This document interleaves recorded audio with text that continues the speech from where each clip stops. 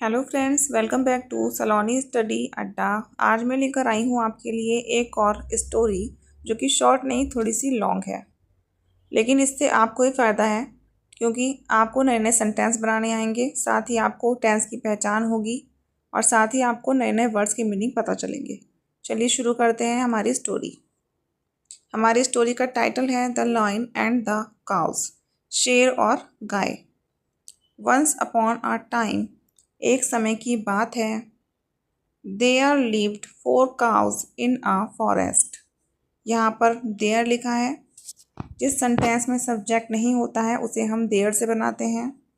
Lived ये verb की second form है, यानी ये जो सेंटेंस है हमारा ये पास्ट इंडेफिनिट का है। तो देयर लिव्ड रहती थी 4 cause 4 guy in a forest, जंगल में। एवरी डे हर दिन, दे यूज टू ग्रेज वे चढ़ते थे, टुगेदर एक साथ, वे हर दिन वे एक साथ चढ़ते थे।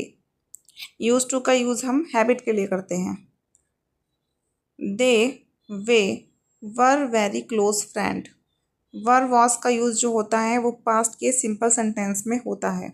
तो दे वर वेरी क्लोज फ्रेंड, वे बहुत करीबी दोस्त थे। वेरी क्लोज फ्रेंड यानी कि बहुत करीबी दोस्त। एंड और ऑलवेज हमेशा, स्टूड खड़े रहते थे, बाय ईच अदर एक दूसरे के साथ, इन अ टाइम्स ऑफ नीड ज़रूरत के समय, यानी और ज़रूरत के समय हमेशा एक दूसरे के साथ खड़े रहते थे। वैन एवर जब भी, सम वाइल्ड एनिमल्स कुछ जंगली जानवरों ने, ट्राइड टू कोशिश की, टू अटैक दैम उन पर हमला करने की, all of them got together वे सभी एकजुट हो जाते, एंड चैस्ड दैम अवे और उनका पीछा करते थे। There lived a big lion in the forest. इस सेंटेंस में सब्जेक्ट नहीं है इसलिए इसे देयर से बनाया गया है। तो there lived a big lion, एक बड़ा शेर रहता था, इन द फॉरेस्ट जंगल में। तो जंगल में एक बड़ा शेर रहता था, हु जो, विश्ड टू इच्छा रखता था, किल मारने की, एंड ईट और खाने की, काउस गाय को, जो गायों को मारने और खाने की इच्छा रखता था। वैन एवर जब भी, द लॉयन ट्राइड शेर ने कोशिश की, टू अटैक हमला करने की, any one of the cows गायों में से किसी एक पर। तो जब भी शेर ने गायों में से किसी एक पर हमला करने की कोशिश की, ऑल काउज यूनाइटेड टुगेदर सभी गाय एकजुट हो गईं, एंड और फॉट विद द लॉयन और शेर से लड़ाई की। फॉट यहाँ पे फाइट की सेकंड फॉर्म है। यह सेंटेंस हमारा पास्ट इंडेफिनिट का है। दो हालांकि, the lion had more strength शेर अधिक शक्तिशाली था, देन दैट ऑफ काउज गायों की तुलना में। तो हालांकि शेर गायों की तुलना में अधिक शक्तिशाली था, बट लेकिन, इट कुड नॉट स्टैंड यह टिक नहीं सकता था, in front of their unity in front of के सामने, ऑफ देयर यूनिटी उनकी एकता। तो लेकिन यह उनकी एकता के सामने नहीं टिक सकता था। ही वह, अंडरस्टूड समझ गया, अंडरस्टैंड की सेकंड फॉर्म है अंडरस्टूड। यह सेंटेंस भी हमारा पास्ट इंडेफिनिट का है। तो ही अंडरस्टूड वह समझ गया था, दैट कि इट वॉज नॉट पॉसिबल यह संभव नहीं था, फॉर हिम उसके लिए, टू किल मारना, एनी वन ऑफ देम उनमें से किसी एक को, as long as they are united जब तक कि वे एकजुट होंगे। एज लॉन्ग एज यानी जब तक कि, और दे वे आर यूनाइटेड एकजुट होंगे। अ फ्यू डेज कुछ दिनों के, तो कुछ दिनों के बाद, द 4 काउज चारों गायों, हैड सम डिस्प्यूट्स विवाद हो गए, एमंग दैम उनके बीच। तो चारों गायों के बीच कुछ विवाद हो गए।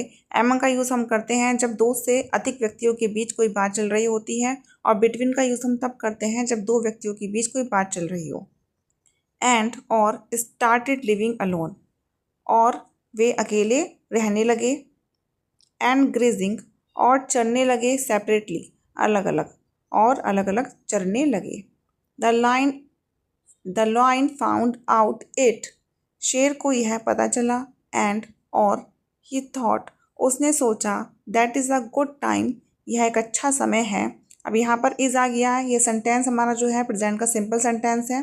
तो that it is a good time, यह एक अच्छा समय है टू अटैक द काउज, गायों पर हमला करने का। यहाँ पर इज़ आया है, यह सेंटेंस हमारा प्रेजेंट का सिंपल सेंटेंस है, यानी उसने सोचा कि गायों पर हमला करने के लिए यह एक अच्छा समय है। वन आफ्टर द अदर, एक के बाद एक, ऑल काउज, सभी गायें, died in the hands of the lion, शेर के हाथों मारी गईं, एज, क्योंकि, देयर वाज नो यूनिटी, कोई एकता नहीं थी, एमंग देम, उनके बीच, क्योंकि उनमें कोई एकता नहीं थी। यूनिटी यानी कि एकता, और एमंग का यूज़ मैंने आपको बताया ही है, जब दो से अधिक व्यक्तियों के बीच या किसी भी दो से अधिक जानवर हो या कोई भी हो उनके बीच कोई बात चल रही होती है तो हम एमंग का यूज़ करते हैं। यहाँ वॉज आया है, यह सेंटेंस जो है हमारा ये पास्ट का सिंपल सेंटेंस है। चलिए अब देखते हैं कि हमें इस स्टोरी से क्या मोरल यानी क्या नैतिक शिक्षा मिलती है। यूनिटी इज़ बेटर, एकता बेहतर है, देन डिवीज़न, विभाजन की तुलना में। तो विभाजन की तुलना में एकता बेहतर है। दूसरा है स्ट्रेंथ इन यूनिटी, स्ट्रेंथ यानी कि मजबूती, इन यूनिटी, एकता में मजबूती। तो ये है हमारी मोरल ऑफ द स्टोरी है जो हमें इस स्टोरी से मिलती है। अब हम देखेंगे कुछ वोकैबुलरी यानी शब्दावली। ये वे वर्ड हैं जो हमने इस स्टोरी में पढ़े हैं और उनके मीनिंग देखे हैं। ग्रेस, चढ़ना यानी घास चढ़ना, चेस, पीछा, यूनिटी, एकता, डिस्प्यूट, विवाद, अटैक, हमला करना, अंडरस्टूड, इसका मीनिंग आप बताएंगे। चलिए कमेंट कीजिए और बताइए कि इसका मीनिंग क्या है।